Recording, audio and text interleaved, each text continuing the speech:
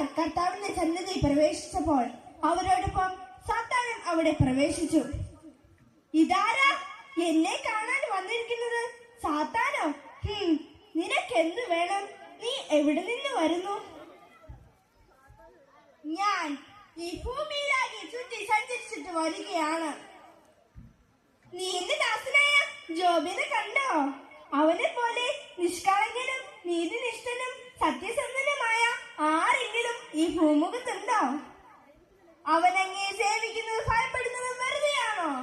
അങ്ങ് അവന്റെ ഭവനത്തിന്മേലും സമ്പത്തിന്മേലും വേലി കെട്ടി സംരക്ഷണം നൽകുകയല്ലേ? അങ്ങ് അവന്റെ സമ്പത്തിൽ കൈവച്ചാൽ അങ്ങേ അവൻ ദുഷിച്ച് പറയുന്നത് കാണാം. എങ്കിൽ അവനുള്ള സകല സമ്പത്തിന്റെ മേലും നിനക്ക് അധികാരം നൽകുന്നു. അവന്റെ ജീവനിൽ നിനക്ക് അവകാശമില്ല.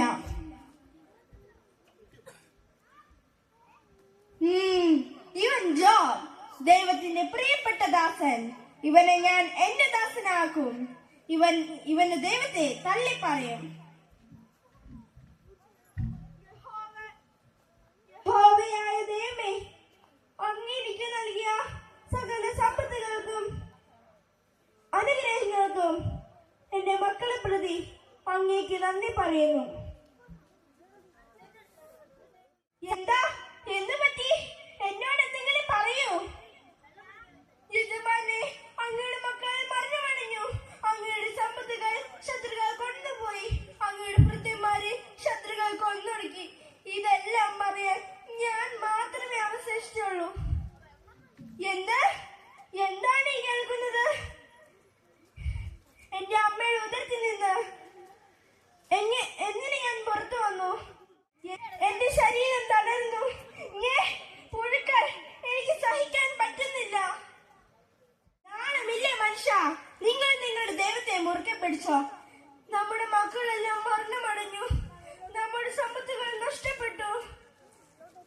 ഇനി നിങ്ങളെ നോക്കാൻ എനിക്ക് വയ്യ. ഞാൻ പോവുകയാണ്. എന്റെ അമ്മയുടെ ഉദരത്തിൽ നിന്ന് ഞാൻ നഗ്നനായി വന്നു. അതുപോലെ ഞാൻ നഗ്നനായി തന്നെ പിൻവാങ്ങും. ദൈവമേ, എന്നെ രക്ഷിക്കണമേ. ഞാൻ സാത്താൻ, സകല ദുഷ്ടാരൂപികളുടെ രാജാവ്. ഞാൻ നിന്നെ രക്ഷിക്കും. നീ എന്നെ വാഴ്ത്തിപ്പാടുക. ഇല്ല, ഞാൻ എന്റെ ദൈവത്തെ തള്ളി പറയുകയില്ല. അവിടുന്നാണ് എനിക്കെല്ലാം. ദൈവത്തിന്റെ നാമം വാഴ്ത്തപ്പെടട്ടെ.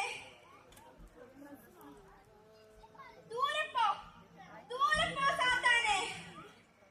യഹോവയുടെ നാമത്തിൽ ഞാൻ കൽപ്പിക്കുന്നു, ദൂരെ പോകാൻ.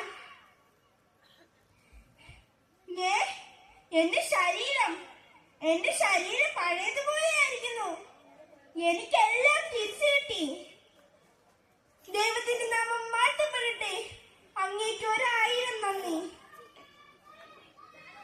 പ്രിയമുള്ളവരെ, നമ്മുടെ സഭാപിതാവായ മാർ തോമസ് ശ്ലീഹ വിശ്വാസത്താൽ പകർന്നു തന്ന ഈ ജീവിതം പരീക്ഷണ ഘട്ടത്തിൽ വീണു പോകാതെ ദൈവത്തിൽ ആശ്രയിക്കാം. നന്ദി, നമസ്കാരം.